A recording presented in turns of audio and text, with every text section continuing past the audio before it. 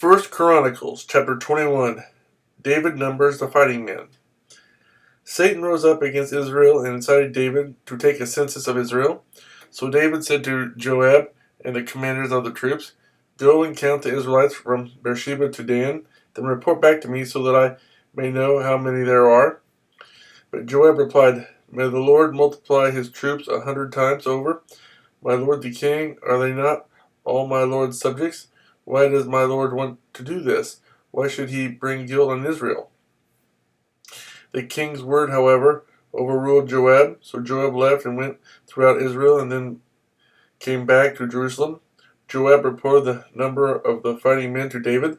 In all Israel, there were 1,100,000 men who could handle a sword, including 470,000 in Judah. But Joab did not include Levi and Benjamin in the numbering because the king's command was repulsive to him.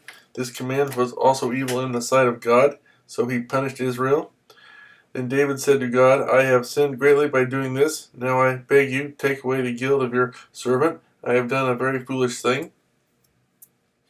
The Lord said to Gad, David's seer, "Go and tell David, this is what the Lord says. I am giving you 3 options. Choose one of them for me to carry out against you." So Gad went to David and said to him, "This is what the Lord says. Take your choice.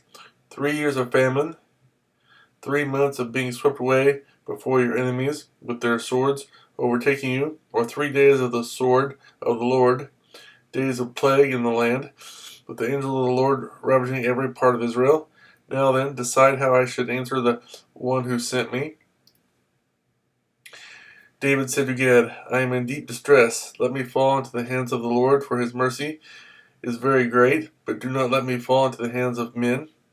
So the Lord sent a plague on Israel, and 70,000 men of Israel fell dead. And God sent an angel to destroy Jerusalem. But as the angel was doing so, the Lord saw it and was grieved because of the calamity, and said to the angel who was destroying the people, "Enough, withdraw your hand."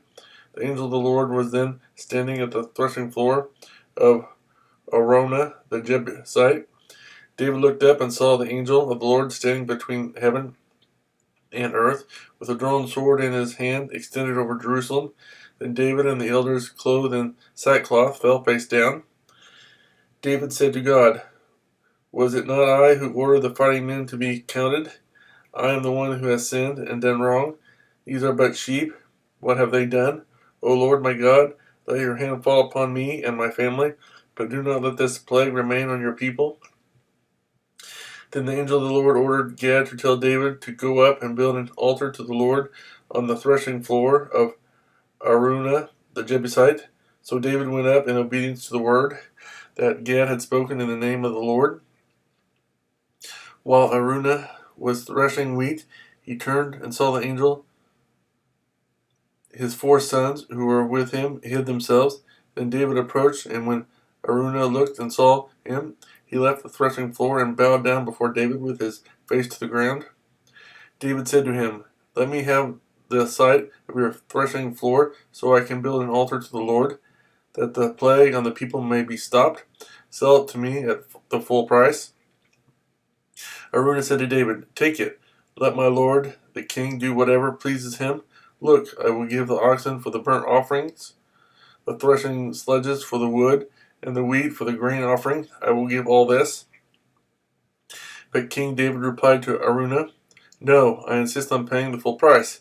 I will not take for the Lord what is yours, or sacrifice a burnt offering that costs me nothing." So David paid Araunah 600 shekels of gold for the site. David built an altar to the Lord there and sacrificed burnt offerings and fellowship offerings. He called on the Lord, and the Lord answered him with fire from heaven on the altar of burnt offering. Then the Lord spoke to the angel, and he put his sword back into its sheath. At that time, when David saw that the Lord had answered him on the threshing floor of Araunah the Jebusite, he offered sacrifices there. The tabernacle of the Lord, which Moses had made in the desert, and the altar of burnt offering were at that time on the high place at Gibeon. But David could not go before it to inquire of God, because he was afraid of the sword of the angel of the Lord.